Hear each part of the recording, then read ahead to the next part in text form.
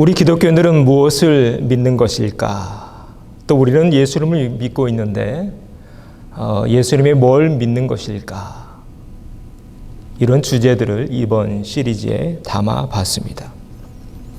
오늘 핵심 말씀은 바로 이 말씀입니다. 진리를 알지니 진리가 너희를 자유케 하리라. 진리의 가장 큰 특징이 이것이죠. 우리를 자유케 한다.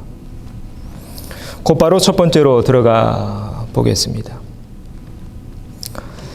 인간의 본질에 대한 여러 가지 정의가 있는데 대표적인 몇 가지만 소개하면 이렇습니다. 호모 사피엔스 많이 들어보셨죠? 생각하는 인간, 사고하는 인간이라는 뜻입니다. 인류의 문명사가 호모 사피엔스부터 시작이 됩니다. 호모 폴리티쿠스, 정치적인 인간이라는 뜻인데요. 사람은 둘, 셋만 모이면 정치적인 역학관계가 만들어지죠. 호모 파베르, 뭔가를 만드는, 도구를 만드는 인간, 이런 뜻을 가지고 있습니다.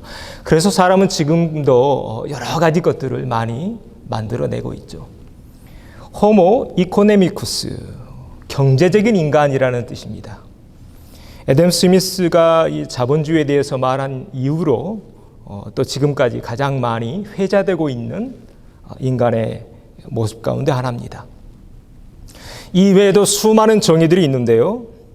그 가운데 인간을 가장 잘 정의하고 있는 대표적인 정의는 저는 이것이라고 믿습니다. 진리를 추구하는 인간. 우리 인류의 역사를 보면 수천 년 동안 진리를 찾아왔죠. 진리는 뭐냐?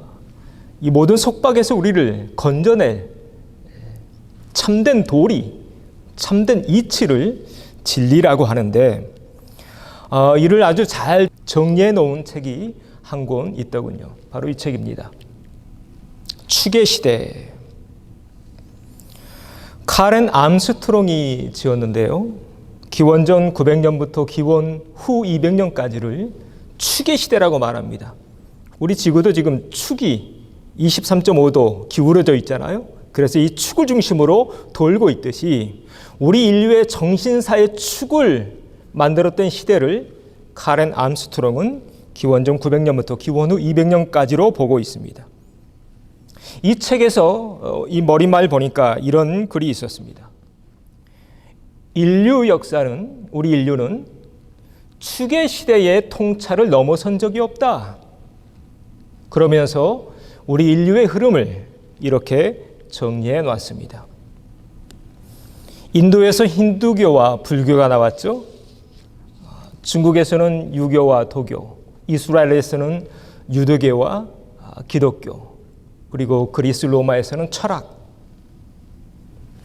우리가 잘 아는 대로 그리스 철학은 소크라테스, 플라톤, 아리스토텔레스로 이어져서 오늘의 서양 문명의 기초가 됩니다.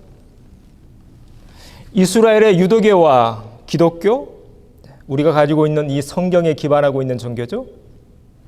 중국의 유교와 도교, 우리가 잘 아는 공자와 맹자, 노자와 장자에 의해서 만들어지게 되는데 아시아 전반적인 모든 사상에 큰 영향을 줍니다.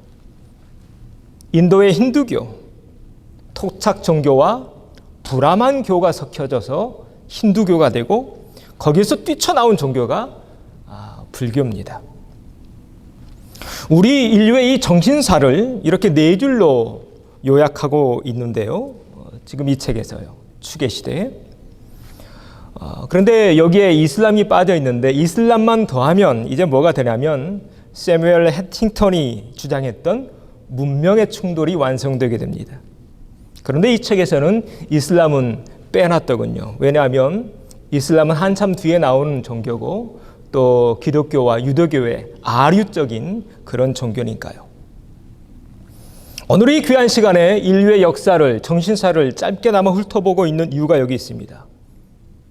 우리 인간의 본질이 뭔가? 이 속에 우리 인간의 본질이 담겨 있기 때문입니다. 인간은 동물처럼 단지 먹고 자는 문제, 먹고 사는 문제, 입는 문제, 여기에 얽매여 있는 존재가 아니라 진리, 참된 자유를 갈망하는 그런 존재라는 사실을 우리 인류의 역사가 보여주고 있으니까요. 그 한 예를 들면 불교를 창시한 시타르타입니다. 시타르타가 누구였나요? 석가라고도 하죠. 시타르타는 인도의 작은 왕국의 왕자였습니다. 그런 결혼도 해서 자식도 있었죠. 세계에서 남부러울 것 없는 삶을 누리고 살았던 왕자가 시타르타였습니다. 그런데 그러던 어느 날 이렇게 마차를 타고 가는 중에 세 종류의 사람을 보게 됩니다. 저 오른쪽 끝에 사진에 나와 있는데요. 첫 번째는 늙어서 제대로 걷지 못하는 노인, 두 번째는 높은 열로 고통받고 있는 병들어가는 병자, 죽어가는 병자, 셋째는 이미 썩어버린 시체를 마차를 타고 가면서 보게 되죠. 그때부터 시타르타는 고민에 빠지게 됩니다. 사람은 왜 죽는가? 왜 늙어야 하고 왜 병들어야 하는가? 여기서 우리가 자유할 수 있는 길은 없는가? 이런 고민에 빠지게 됩니다. 그때 시타르타의 나이가 29살이었습니다. 그리고 보리수 밑에 6년 동안 앉아서 깊은 사색에 빠지게 되죠. 그래서 탄생한 종교가 불교입니다. 자, 이 질문 한 예로 지금 제가 시타르타를 말씀드리고 있는데요. 사람은 왜 늙고 병들고 죽어가는가? 여기서 우리가 자유할 수 있는 방법은 없는가? 여기서 우리가 어떻게 해야 해방될 것인가? 이 답을 얻기 위해 우리 인류는 부단한 노력을 해오고 있습니다. 그래서 인간은 뭐냐? 이렇게 정의된다는 거죠. 인간은 진리를 추구한다. 자, 그러면 여러분에게 한 가지 질문을 드리겠습니다. 여러분은 진리를 찾으셨습니까? 우리 기독교인은 진리를 찾았을까요? 두 번째입니다. 진리이신 예수님. 앞에서 봤듯이 우리 인류의 역사는 지금까지 생로병사의 문제에서 우리를 해방시켜줄 진리를 찾아가는 여정을 계속 이어가고 있습니다. 지금은 과학이 그 여정에서 가장 큰 종교가 되었죠. 과학을 통해서 병도 이기고 늙음도 이기고 어떻게든 젊어지려고 하잖아요. 과학으로. 심지어 죽음까지 이겨보려고 수많은 노력들을 해오고 있습니다. 그러나 과학이 이 네 단어 생로병사에서 우리를 과연 해방시켜줄 수 있을까? 물론 인간의 수명을 100살까지 늘리는 데 많은 공헌을 했지만 이건 사실입니다. 우리 인류가 100살 가까이 살 수 있는데 과학이 많은 공헌을 했습니다. 그러나 아직 완벽하게 다 이 문제를 풀지는 못했죠. 그런데 인간의 또 다른 문제는 뭐냐면 인간은 이런 생로병사, 육체의 문제만 가지고 있는 존재가 아니라는 것입니다. 이보다 더 큰 문제들이 우리 내면 속에 있습니다. 바로 감정의 문제죠. 마음의 문제죠. 또 정신의 문제입니다. 이를 동양에서는 칠정이라고 표현하고 있던데요. 칠정이 뭐냐면 희, 노, 애, 구. 구는 좀 어렵죠? 두려움이라는 뜻입니다. 애, 오, 욕. 사실 이런 마음속에 있는 이런 문제들이 우리를 더 힘들게 만듭니다. 지금까지 우리 인류의 역사를 보십시오. 우리 인류의 육체적인 문제인 생로병사의 문제, 그리고 마음의 문제인 칠정, 이 문제들에서 우리를 자유케 해준 존재가 있었던가요? 그 누구도 육의 문제, 마음의 문제에서 우리를 해방시켜주지 못했습니다. 서양의 성인이라고 하죠. 소크라테스. 그도 우리에게 많은 지혜를 주었지만 그도 독배를 마시고 죽을 수밖에 없었습니다. 동양의 큰 스승인 공자 73세의 나이에 무덤에 들어갔습니다. 해탈의 경지에 이르렀다는 석가도 80세에 돼지고기 먹다가 식중독 걸려서 죽고 맙니다. 그 누구도 인간의 육체와 마음의 굴레에서 우리를 구원해내지 못한 것입니다. 지금은 그 역할을 과학이 하고 있는데, 과학이 우리 육체의 수명을 늘리는 데는 어느 정도 도움이 되었지만 우리의 마음의 문제, 감정의 문제는 손도 못 대고 있죠. 다만 약물을 통해 잠깐 진정시킬 뿐입니다. 바로 이 두 문제, 육의 문제 그리고 마음의 문제, 이 문제에서 우리를 해방시켜주고 우리를 자유롭게 해줄 수 있는 바로 그것을 가리켜서 우리는 진리라고 말합니다. 그리고 그 진리를 우리 인류에게 가져다 준 사람을 가리켜서 우리는 구세주라고 말합니다. 그런데요, 2000년 전 저 팔레스틴 땅에 내가 바로 진리야, 내가 바로 이 두 문제를 다 풀었어 라고 외치신 분이 계십니다. 바로 우리가 믿고 있는 예수님입니다. 바로 이렇게 외치셨죠? 내가 곧 길이요 진리요 생명이다. 여러분, 이 선언은 인류 역사에 있어서 역사적인 선언입니다. 대단한 선언인 것입니다. 수많은 성인들이 인류 역사에서 왔다 갔는데 이렇게 선언한 성인이 있던가요? 공자도 석가도 소크라테스도 우리에게 많은 가르침을 주었지만 이렇게 말하지는 못했습니다. 왜인가요? 못 풀었거든요. 앞에서 본 생로병사의 문제, 또 희노애구, 애오욕, 이 칠정에 관한, 마음에 관한 문제 다 풀지 못했거든요. 그래서 내가 진리다라고 말하는 그런 사람은, 진리다라고 말할 수 있는 사람은 우리를 구원할 진짜 메시아이든지 아니면 미친놈이든지 둘 중 하나입니다. 그래서 성경에 보면 미친놈이라는 표현이 좀 과격하긴 하지만 성경에 그렇게 나옵니다. 예수님이 많은 기적과 이적을 행하시니까 어떤 사람들이 그렇죠. 그렇게 예수님 공격합니다. 야, 저 사람 미쳤어. 예수님 보고요. 귀신에 미쳤어. 귀신의 힘으로 쫓는 거야. 또 바울을 향해서도 이렇게 욕하죠. 아, 저 바울 공부 많이 하더니 공부 때문에 머리가 돌았어. 미쳤어. 미친놈이야. 2000년 전에 예수님이 내가 길이다라고 말씀하고 있다는 이 사실, 얼마나 놀라운 선언인지요. 그런데 이렇게 선언한다고 해서 그게 사실일 수는 없죠. 이렇게 예수님이 선언하셨다면 그러면 무엇이 예수님이 진리다라는 것을 보여주고 있는 것일까요? 세 번째로 넘어갑니다. 바로 이것입니다. 예수님의 십자가와 부활이 예수님이 진리다라는 것을 증명해 주고 있습니다. 오늘 본문 요한복음 8장에 아주 중요한 말씀 한 절이 나옵니다. 죄를 범하는 자마다 죄의 종이라. 여러분, 그래서 우리 인류에 이 죄가 들어와서 그래서 우리가 죄의 노예가 된 거죠. 죄의 종이라. 그러나 어떻게 되었나요?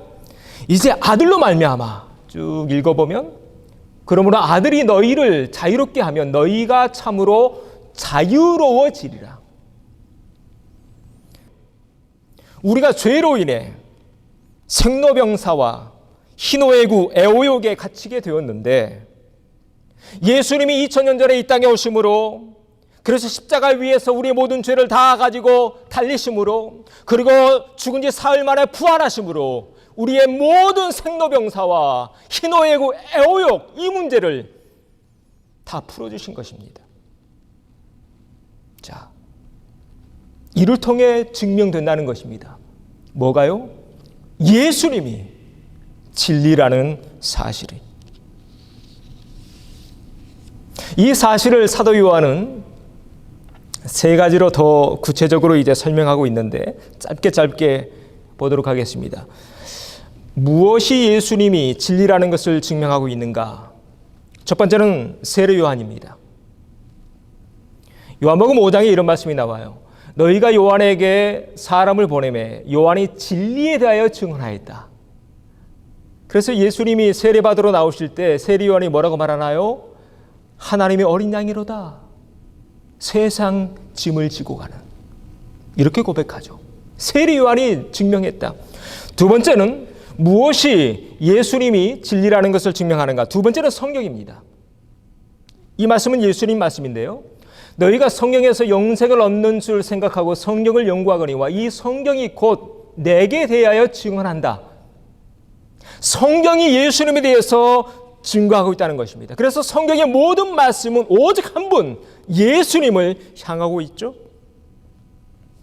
세 번째 증거물이 있습니다. 하나님의 역사입니다. 하나님의 기적들.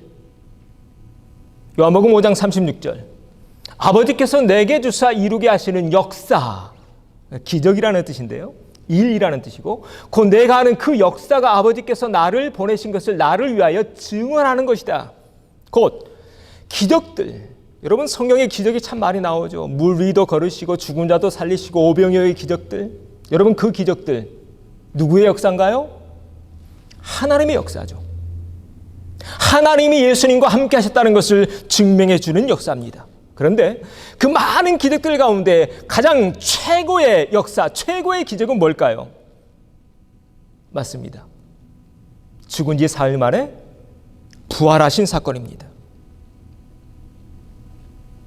예수님의 부활이야말로 예수님이 맞다는 것, 다시 말해 예수님이 우리 인류의 진리라는 것을 하나님이 증명하시는 가장 강력한 증거물이라는 거죠.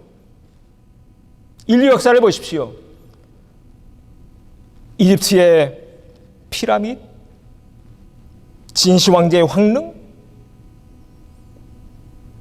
다시 살려고 부활하려고 수없이 노력했지만 우리 인류 역사 가운데 다시 살아난 자가 있나요? 없습니다. 여러분 이 대목에서 곰곰이 생각해 보셔야 됩니다. 왜 하나님이 예수님 죽으신 지 사흘 만에 다시 일으키셨을까? 왜 다시 부활하게 하셨을까? 바로 이것 때문입니다. 예수님만이 우리 인류의 유일한 길이요, 진리요, 생명이라는 사실을 우리에게 확증해 주기 위해서 하나님이 역사하셨던 것입니다. 바로 오늘 이 핵심 말씀.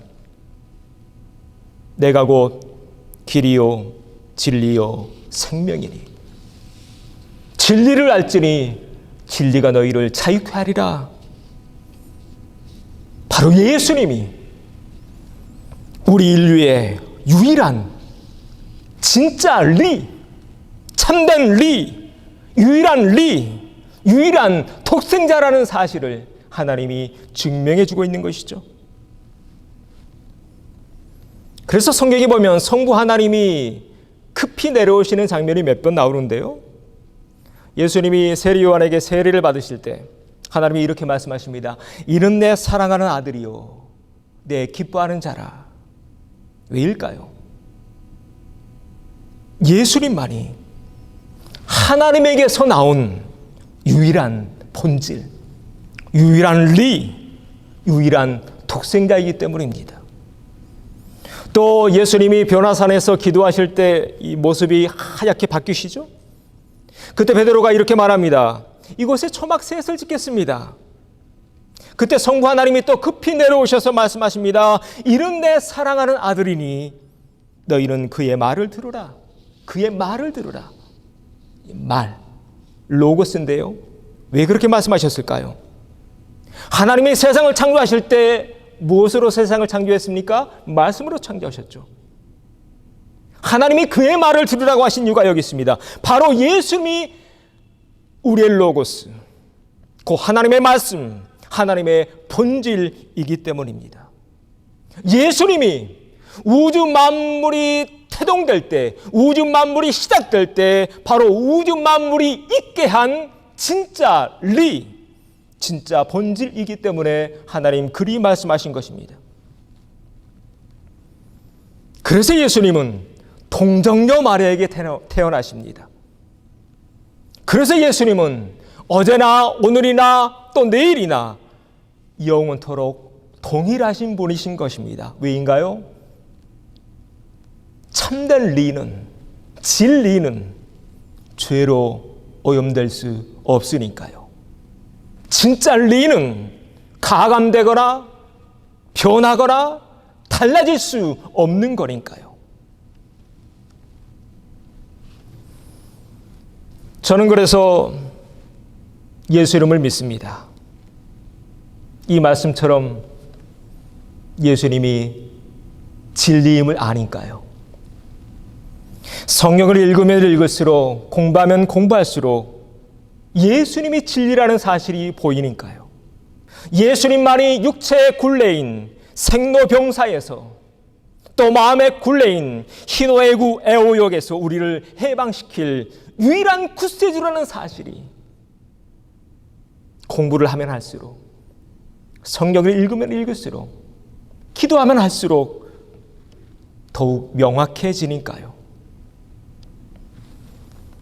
오늘도 예수님은 그 세계에 우리를 초청하고 계십니다. 수고하고 무거운 짐진 자들아 다 내게로 오라. 내가 너희를 쉬게 하리라. 너희 마음에 근심하지 말라. 하나님을 믿으니 또 나를 믿으라. 평안을 너에게 끼치노니 나의 평안을 너에게 주노라. 너희는 마음에 근심하지도 말고 두려워하지도 말라. 나는 부활이요 생명이니 나를 믿는 자는 죽어도 살겠고 무릇 살아서 믿는 자는 영원히 죽지 아니하리니 이것을 네가 믿느냐? 바라기는 이 땅에 사명 다할 때까지 진리 쫓아 사는 신앙의 여정을 끝까지 이어가시는 사랑하는 형제 자매님들 되어지기를 주의 이름으로 축원합니다.